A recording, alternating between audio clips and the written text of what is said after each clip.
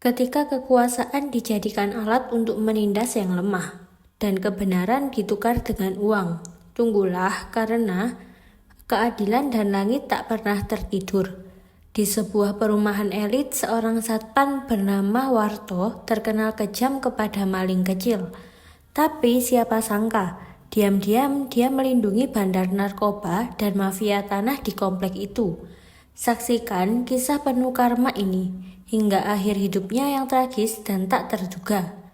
Di komplek elit Gria Asri Mandiri, nama Warto sangat dikenal, bukan karena ramah atau berjasa menjaga keamanan, tapi karena sikapnya yang keras dan mulutnya yang kejam. Warto adalah kepala keamanan komplek itu, mengenakan seragam lengkap dengan pentungan di pinggang dan wajah penuh ketegasan yang kadang terlalu berlebihan. Setiap hari ia berdiri di pos utama, memperhatikan setiap orang lewat. Jika ada pengamen, pemulung, atau tukang galon yang datang telat setor iuran keamanan, tak segan dia mengusir dengan bentakan, bahkan kadang mendorong hingga jatuh. Komplek ini bukan tempat orang miskin numpang hidup, katanya suatu kali, sambil mengusir seorang bapak tua yang hendak menawarkan jasa tambal ban keliling.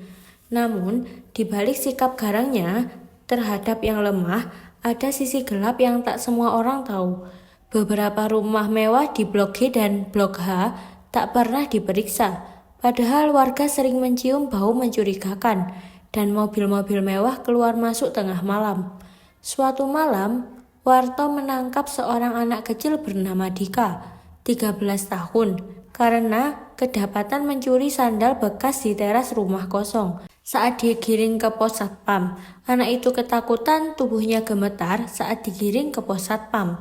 "Aku cuma mau ambil sandal buat ibu, Pak. Sandal ibu putus, aku nggak punya uang," ucapnya lirih. Namun, Warto tak peduli. Ia menganggap Dika sebagai ancaman. Diikatnya tangan anak itu ke tiang pos satpam, lalu disiram air dingin dan difoto untuk bukti pengamanan.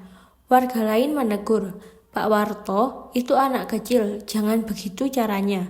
Tapi Warto menjawab sinis, "Kalau enggak saya tindak sekarang, besok dia maling motor." Malam itu Dika dilepaskan dalam kondisi tubuh memar dan wajah bengkak. Tapi anehnya, malam yang sama sebuah truk besar masuk ke rumah Pak Herman di Blok G. Warto malah membantu buka gerbang. Pak Herman, salah satu tokoh paling kaya di komplek, sering disebut sebagai pengusaha sukses. Tapi warga yang jeli mulai curiga. Gudangnya tak pernah terbuka, tapi mobil box selalu keluar masuk tanpa kontrol. Dan entah kenapa rumah itu tak pernah disambangi satpam. Warto sendiri sering terlihat menerima amplop dari supir truk di tengah malam. Isinya tak diketahui, tapi setelah itu Warto selalu pulang dengan motor barunya atau makan mewah di restoran kota. Warga mulai berbisik, jangan-jangan Warto lebih takut sama Pak Herman daripada sama hukum.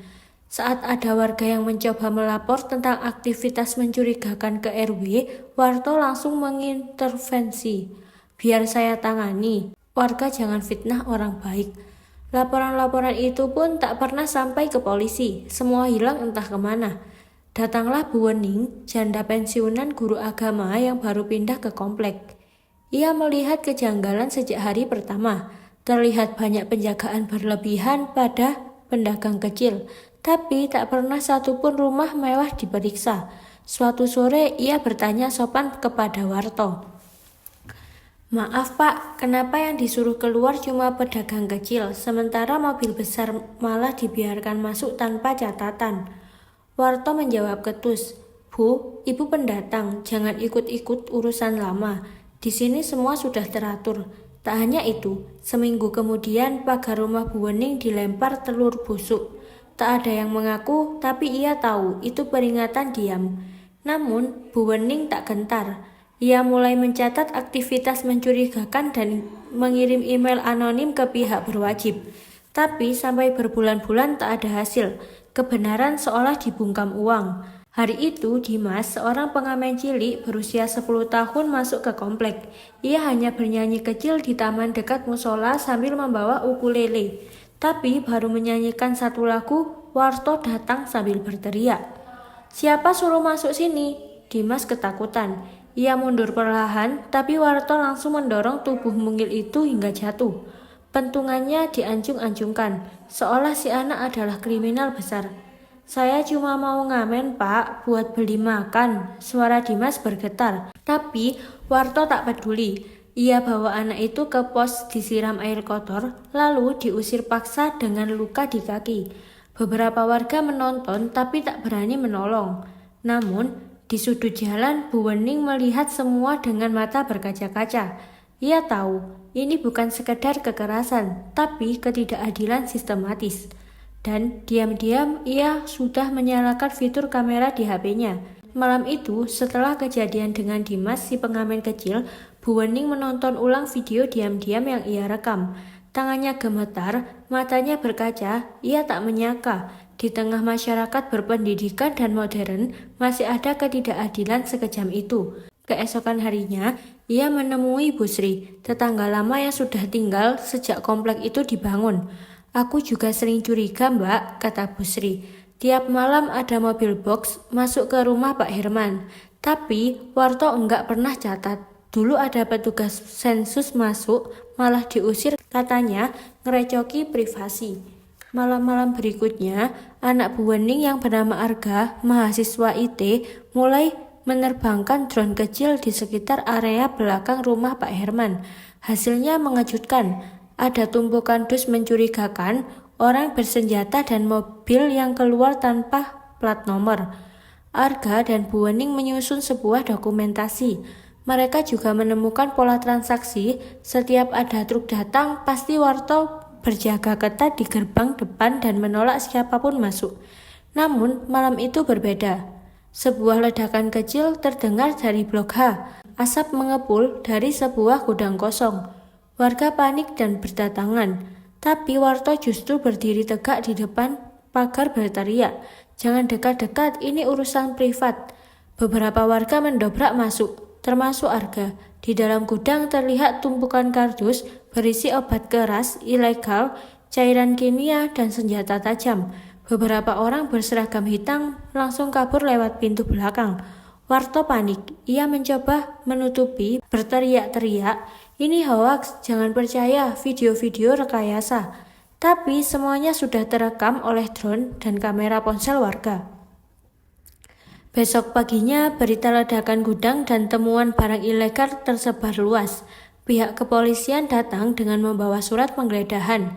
Kali ini mereka tak bisa dibendung oleh Warto. "Maaf Pak Warto, kami punya bukti kuat dan Bapak akan ikut kami untuk diperiksa," kata salah satu petugas.